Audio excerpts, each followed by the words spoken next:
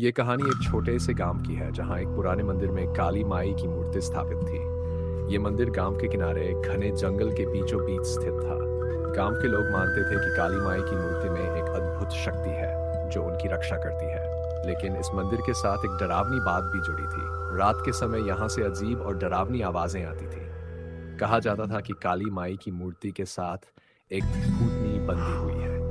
रात के समय वह आजाद हो जाती थी और उन लोगों को अपनी चपेट में लेती थी जो मंदिर की सीमा में कदम रखते थे। एक दिन गांव में शहर से एक पत्रकार आया। उसका नाम था रोहन। उसे ऐसी कहानियों पर बिल्कुल भी विश्वास नहीं था। जब उसने भूतिया मंदिर के बारे में सुना तो उसने तय किया कि वह वहां जाकर सच का पता लगाएगा। गांव वालों ने उसे रोकने की हर संभव कोशिश की। उन्होंने कहा, रोहन बेटा, रात में वहां जाना खतरे से खाली नहीं है।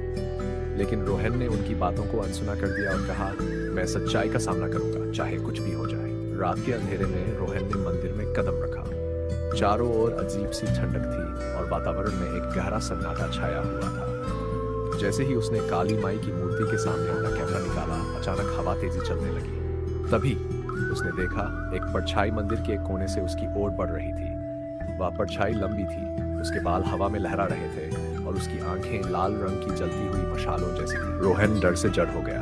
भूतनी की आवाज गूंज उठी, यह मंदिर देवता का है, यहाँ इंसान के पापों की जगह नहीं। लौट जाओ वरना अंजाम बुरा होगा। रोहन ने अपनी पूरी हिम्मत जुटाई और कहा, मैं डरने नहीं आया हूँ, मैं सिर्फ सच जानना चाहता हूँ। अगर तुम सच में यहाँ हो तो मुझे अपनी कहानी बताओ। भूतनी ने रोहन की आंखों में देखा। उसकी आवाज में दर्द था। उसने कहा, मैं एक गांव की महिला थी। मुझे वर्षों पहले इस मंदिर में बलि के रूप में चढ़ा दिया गया। अंधविश्वास ने मेरी जान ले ली। अब मेरी आत्मा इस मूर्ति से बंधी हुई है। मुझे शांति चाहिए, लेकिन इंसानों से मेरा गुस्सा मुझे चैन नहीं देने देता। रोहन ने वादा किया, मैं तुम्हारी आत्मा को शांति दिलाने के लिए सब कुछ करूंगा। रोहन ने गांव के पुजारियों और बुजुर्गों की मदद ली। उन्होंने मंदिर में एक विशेष पूजा की।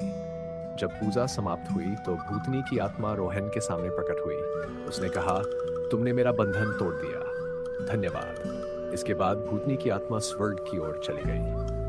मंदिर में शांति छा गई और गांव वालों ने राहत की सांस ली।